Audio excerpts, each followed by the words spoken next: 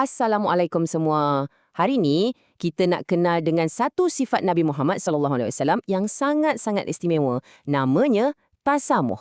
Bunyi macam perkataan baru kan? Tapi percayalah, bila kita faham sifat ni, ia boleh buat hati kita rasa lebih tenang dan ia juga adalah kunci kekuatan bila kita hadap apa-apa cabaran. Jom kita selami sama-sama. Okey, ini dia peta perjalanan kita untuk hari ini. Mula-mula, kita akan fahamkan dulu apa sebenarnya tasamuh ni. Lepas tu, kita akan tengok sendiri contoh-contoh hebat melalui beberapa kisah yang menakjubkan. Dan akhir sekali, kita akan belajar macam mana nak bawa sifat yang indah ni dalam hidup kita sendiri. Dah sedia? Jom kita mula. Bahagian pertama, apa tu tasamuh? Mungkin ada yang baru pertama kali dengar kan? Jangan risau, jom kita bongkar maksud sebenar di sebalik perkataan yang hebat ni. Senang cerita, tasamuh ni maksudnya kita ni seorang yang mudah bertolak ansur, suka memaafkan dan hati kita sentiasa terbuka atau berlapang dada. Cuba bayangkan, hati kita ni macam sebuah rumah yang besar dan lapang. Sentiasa ada ruang untuk faham orang lain walaupun kalau kita tak setuju dengan dia. Inilah kualiti luar biasa yang sentiasa Nabi Muhammad tunjukkan. Okey, sekarang kita dah tahu maksudnya.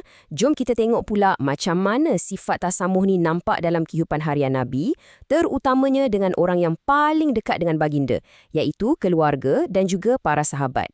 Kalau di rumah, sifat tasamuh Nabi ni mewujudkan suasana yang sangat tenang dan penuh dengan kasih sayang. Baginda sangat-sangat sabar dan lemah lembut, terutamanya dengan cucu-cucu baginda.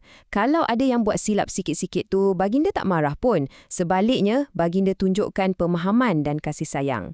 Cuba dengar apa yang sahabat baginda, Anas bin Malik katakan ni. Bayangkan, dia berkhidmat dengan Nabi selama 10 tahun. Dan dalam 10 tahun tu, sekali pun Nabi tak pernah cakap "of" atau apa-apa perkataan yang kasar. Tak pernah salahkan dia. Wow, ini tahap kesabaran yang sungguh luar biasa kan? Ada satu cerita ni, Anas tengah leka bermain, padahal ada tugas yang perlu dibuat. Tiba-tiba, Nabi datang. Kalau orang lain mungkin nak marah kan? Tapi Nabi tak marah langsung. Baginda cuma senyum dan tegur dengan baik. Nampak tak? Baginda pilih untuk senyum dan faham, bukan marah-marah. Okey, sekarang kita beralih ke satu kisah yang betul-betul menguji kesabaran dan kemaafan. Kisah di Taif. Di sinilah sifat tasamuh Nabi bersinar terang, walaupun di tengah-tengah ujian yang sangat berat. Kisah Taif ni bermula dengan harapan. Tapi, baginda bukan saja ditolak, malah diejek dan dibaling batu sampai cedera. Sedih kan? Dan waktu itulah, malaikat datang tawarkan bantuan untuk hukum mereka. Tapi, apa yang Nabi pilih untuk buat? Inilah jawapan baginda. Walaupun dalam keadaan yang sangat sakit dan sedih, baginda tolak tawaran untuk membalas dendam. Sebaliknya, baginda berdoa pula untuk kebaikan generasi akan datang mereka. Baginda nampak harapan pada masa depan, bukan kesilapan pada masa kini. Inilah puncak sifat tasamuh. Hebat kan? Dan sekarang, kita akan saksikan contoh tasamuh yang paling agung. Ia berlaku pada salah satu peristiwa paling penting dalam sejarah Islam, iaitu pembukaan semula kota Mekah. Cuba kita tengok perbezaan ni. Sebelah kiri, ini adalah apa yang orang Quraisy buat pada Nabi dan pengikutnya selama bertahun-tahun. Mereka dianiaya, dihalau dari rumah, diperangi, macam-macam lagi. Tapi tengok pula sebelah kanan. Bila Nabi kembali sebagai pemenang, balasannya bukan dendam, tapi kemaafan yang menyeluruh. Dan inilah kemuncaknya. Bila baginda berhadapan dengan musuh-musuh lama yang pernah menyakiti baginda, pada saat baginda ada kuasa penuh untuk membalas, apa yang baginda katakan? Pergilah kerana kamu semua bebas. Baginda memilih untuk memberi belas kasihan, bukan membalas dendam. Jadi, lepas kita dengar semua kisah-kisah yang hebat ni, apa agaknya pengajaran yang boleh kita ambil?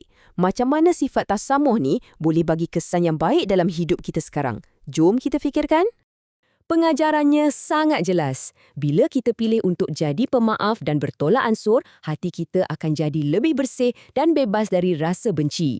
Ia juga akan buat hubungan kita dengan kawan-kawan dan keluarga jadi lebih kuat. Dan yang paling penting, ia adalah satu amalan yang membuatkan kita lebih disayangi oleh Tuhan. Dan kesannya bukan untuk diri kita seorang je tau. Bila ramai orang amalkan sifat tasamuh, masyarakat pun akan jadi lebih harmoni. Kita bina jambatan kasih sayang, bukan tembok permusuhan. Semua orang akan dapat hidup dengan lebih aman dan gembira. Jadi, sebelum kita berakhir, cuba kita fikirkan soalan ni. Apa satu perkara kecil yang boleh anda buat untuk amalkan sifat tasamuh hari ini? Mungkin dengan maafkan kawan yang buat kita terasa, atau mungkin lebih bersabar dengan adik-beradik. Mulakan dengan langkah kecil. Terima kasih kerana sudi mendengar.